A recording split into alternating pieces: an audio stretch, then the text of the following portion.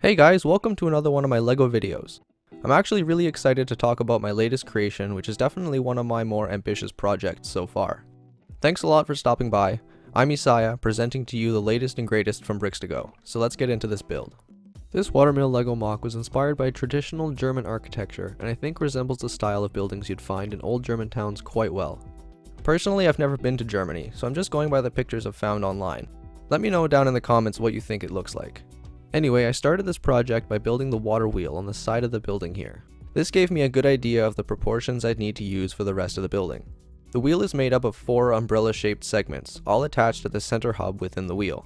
It's kind of fragile, but once it's attached and you aren't touching it, it stays together just fine, even when it's spinning. My main goal for this build was to use my new Power Functions bundle I recently picked up at my local Toys R Us. I haven't really done anything with it, so I've been itching to use it in something. The water wheel is connected to an internal gear system using a long axle, which is driven by the Power Functions motor. I'm no expert with Technic functions, and I'm sure there's a better, more compact way to do this, but since I wasn't planning on creating a full interior, it really doesn't matter if it takes up some extra space.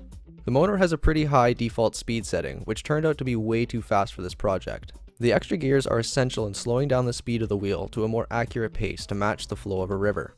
The whole system is powered by the battery box, which can be turned on with this small toggle extension that reaches through the wall to the other side.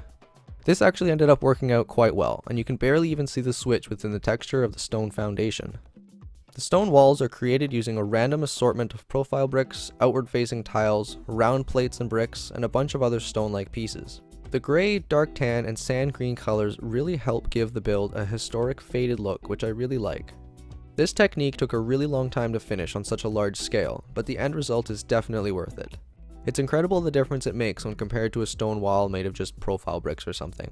The rest of the building was much less time consuming and tedious to complete. As you can see, I used tan walls with a reddish brown accent to match the wooden water wheel. The horizontal tiles are just held in place with a single modified brick with either a stud on one side or 2 adjacent sides. The roof is done with a really simple hinge at the peak, which just rests on the angled bricks underneath. The 2x2 tiles create a nice roof tile pattern that doesn't use too many pieces. It's also much less time consuming than covering the entire roof in cheese slopes, which I often like to do. But honestly, it wouldn't look so good on this roof anyway.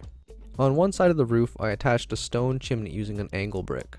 A last minute addition, but I think it ties the building together nicely.